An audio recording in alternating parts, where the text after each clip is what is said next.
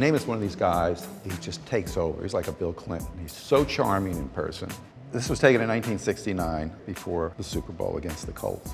And he happened to sit out at the pool, and those two women that are leaning over behind him are two women that when he went to the University of Alabama, brought him ham sandwiches the first time he got there, and went to every game he played and became his friends and came, of course, to Fort Lauderdale and Miami for that Super Bowl.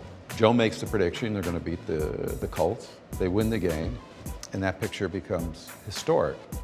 If there had been Matt Snell there, it was no picture. But that's how pictures become interesting, because of the characters in it and that 1/500th of a second that took place. I don't even remember shooting it.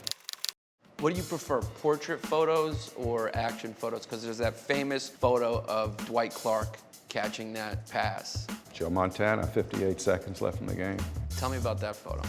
You know, I'd spent the season with the Dallas Cowboys, so this was the last thing I wanted to see happen, because that game put San Francisco in the Super Bowl and started their whole famous run. So with 58 seconds left, Montana rolls right and throws a pass that one person on the planet could have caught, and it was Dwight Clark.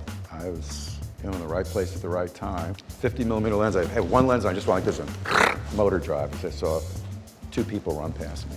Next week it's the cover of Sports Illustrated, and 20 years later, it's arguably the most famous picture in the history of pro football. I was assigned by the National Football League to go to Hawaii for the Pro Bowl. Nice job. But I had shot Brett a couple of times before, and Brett, one of these guys, just had a lot of personality.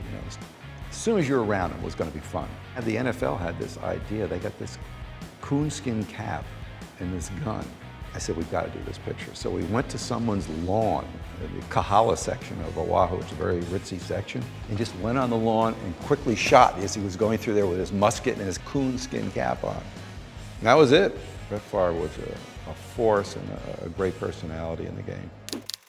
At Jim's pool with the surfboard. Pants down. Well, pants weren't actually down.